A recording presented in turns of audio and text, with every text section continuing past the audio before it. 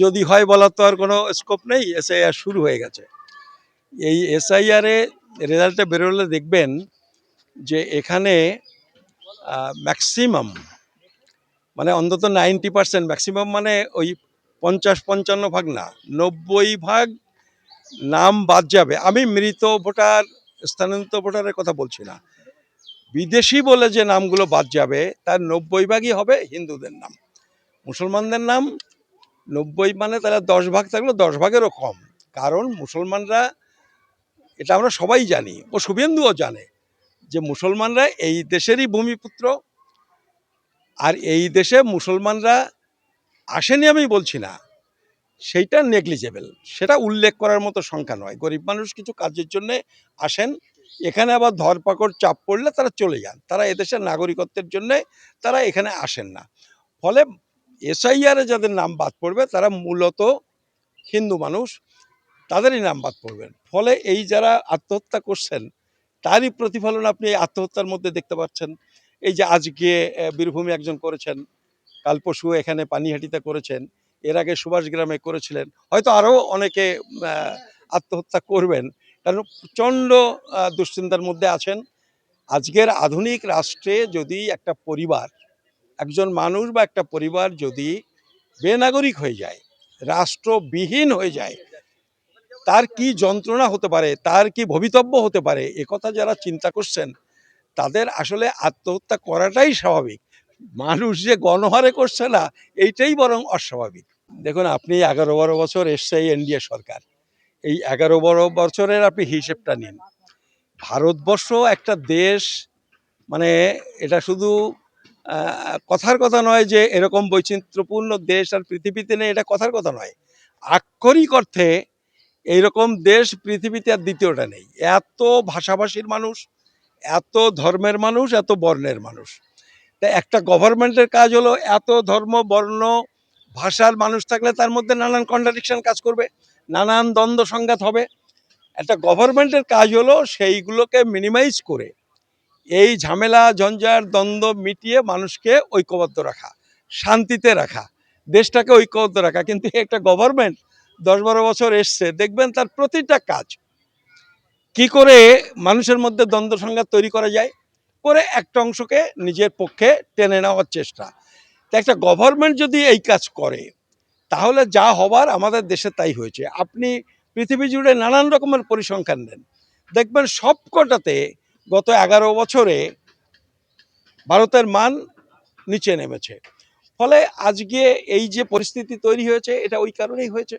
ফলে এইভাবে ধর্ম, বর্ণ, ভাষা এই নিয়ে গোলমাল বাঁধিয়ে, বলছি তো, একটা অংশকে তার সঙ্গে রাখার চেষ্টা করছে। ফলে এরকম একটা গভর্নমেন্ট দেশে থাকলে যা হবার তাই হচ্ছে। ধরুন ওই যে আজকে একটু আগে একটা মিটিং দেখলাম, যেখানে ওয়াক অফ সম্পত্তি নিয়ে একটা মিটিং হচ্ছে।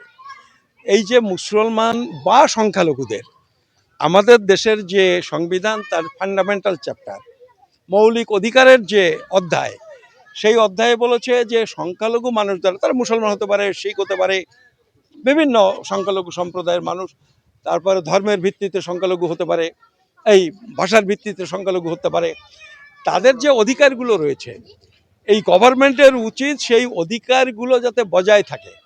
যেমন মুসলমানদের ক্ষেত্রে তাদের সাংস্কৃতিক যে বৈশিষ্ট্য, সেটা ধরে রাখার কিছু অধিকার তাদের দিয়েছে। তাদের নিজস্ব বিদ্যালয় তৈরি করা, মাদ্রাসা তৈরি করা, তাদের কবরস্থান, তাদের মসজিদ, তা এইগুলো ফান্ডামেন্টাল চ্যাপ্টারে আছে। মানে কি, গভর্নমেন্টের উচিত তারা সেই অধিকারগুলো যাতে তারা পায়, অধিকার যাতে খর্ব না হয় তার চেষ্টা করা। কিন্তু তারা কি করছে, তারা এমন এমন আইন তৈরি করলো, করে যাতে এই অধিকারগুলো তাদের কাছ থেকে কেড়ে নেওয়া যায়, তার নানান ফাঁক ফোকর তৈরি করছে। ফলে এই গভর্নমেন্ট এইটাই করছে। এটা শুধু ওয়াকফের ক্ষেত্রে করেছে তা না, এসআইআরও তাই। এসআইআর দিয়ে মানুষকে শুধু বিব্রত করা, মানুষকে দুশ্চিন্তায় রাখা, কিছু মানুষকে এইভাবে এমনভাবে চাপ সৃষ্টি করা যে আত্মহত্যা পর্যন্ত করতে বাধ্য হচ্ছে। শোনেন, 2003 সালে বিজেপি, অটল বিহারী বাজপেয়ী তখন যে আইন তৈরি করেছে, সেই আইনে পূর্ববঙ্গ থেকে যত মানুষ এখানে এসেছেন, মানে আমি 50 সালের সংবিধান গৃহীত হওয়ার পর থেকে যারা এসেছেন, আমি আপনাকে বলছি তার 95 ভাগ মানুষ বিজেপি তৈরি করা আইন অনুযায়ী বেনাগরিক। সেটা শুধু মতুয়ারা না, আপনি যদি অধীর চৌধুরীর কথা বলেন, অধীর চৌধুরী বেনাগরিক। আপনি যদি সুজন চক্রবর্তীর কথা বলেন, সুজন চক্রবর্তী বেনাগরিক।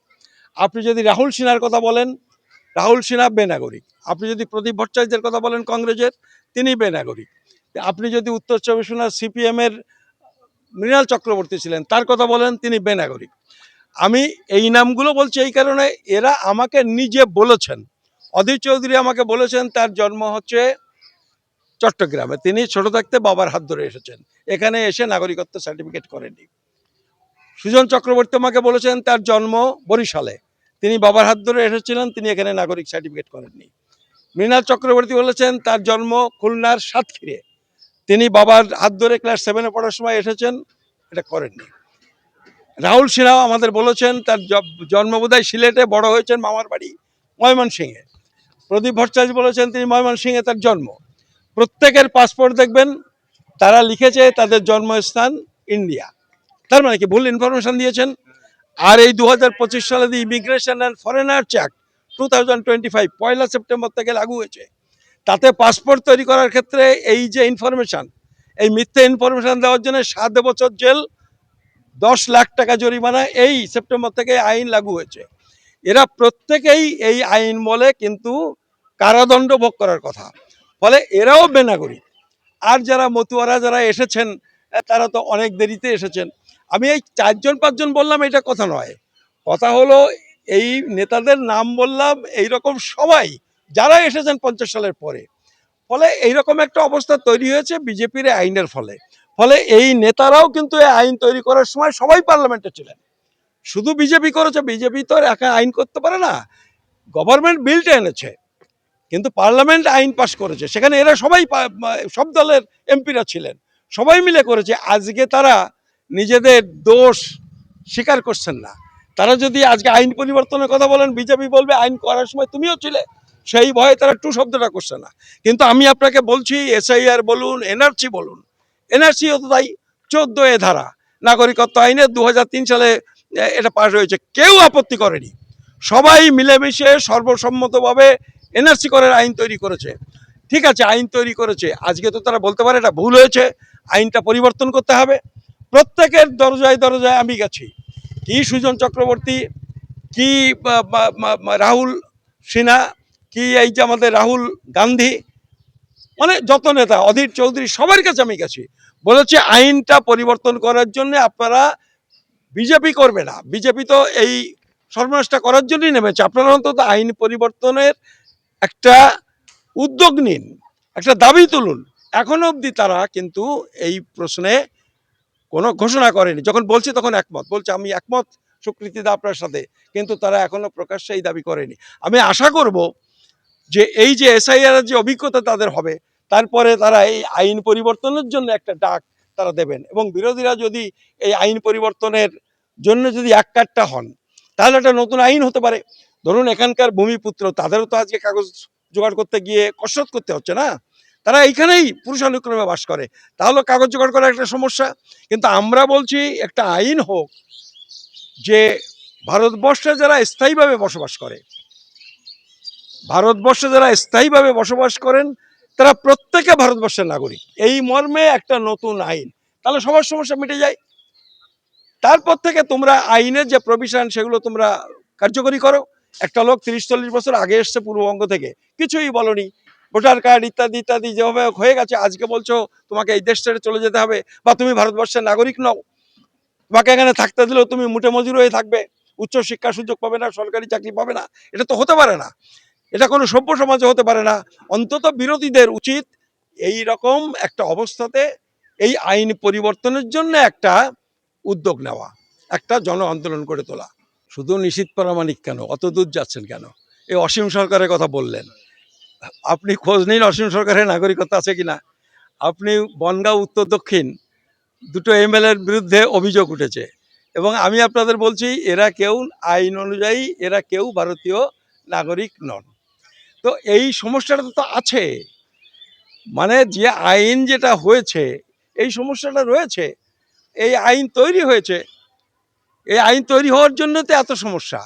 ফলে আমরা বলছি আইনটা পরিবর্তন না করে এই সমস্যার কোনো সমাধান হবে না। এই যে 11টা কাগজ, 11টা 12টা কাগজ, এটা কি নাগরিকত্ব প্রমাণ হয়? একটা ছেলে জন্ম বাংলাদেশে, সে এসে ক্লাস 7-এ ভর্তি হয়েছে, 7-এ ভর্তি হওয়ার পরে সে এখানে ম্যাট্রিক পাস করেছে, সে কি করে ভারতের নাগরিক হলো? ওই সার্টিফিকেট দেখায় নাগরিক হয়ে গেল? কারণ সে তো ও দেশে জন্ম। ভারতের আইন হলো বাইরে যদি জন্ম হয় ভারতের নাগরিক তুমি হতে পারবে আবেদন করে, বাই রেজিস্ট্রেশন বা বাই ন্যাশনালাইজেশন তোমাকে নাগরিক হতে হবে। তা স্কুল ফাইনালের সার্টিফিকেট দেখালে বলছে তুমি নাগরিক। এলআইসি 87 সালের আগে যদি এলআইসি করে থাকেন, পোস্ট অফিসের বই থাকে বা ব্যাংকের বই থাকে, তা 87 সালের আগে এখানকার ভূমিপুত্র যারা, তারা এলআইসি করতে পারে। আবার ওপার বাংলা থেকে এসেও তো একজনে করতে পারে। তো ওপার বাংলা থেকে যে এসছে তাহলে সে নাগরিক হয়ে গেল এলআইসি। ফলে এটা এই যে গাঁজা খুরি ব্যাপার হচ্ছে, মানে গোজামিলের ব্যাপার হচ্ছে। এই গোজামিল দিতে হচ্ছে নির্বাচন কমিশনকে, এই গোজামিল দিতে হচ্ছে স্বরাষ্ট্র দপ্তরকে। আসলে আইনটা পরিবর্তন না করে এর কোনো সুষ্ঠু সমাধান হবে না, এটা সবাই বোঝে। ফলে আমরা চাইব বিরোধীরা এই আইনটা পরিবর্তন করার একটা আওয়াজ তুলুক। আমার নাম সুকৃতি রঞ্জন বিশ্বাস, আমি joint action committee for Bangali refugee তার সর্বভারতীয় সভাপতি।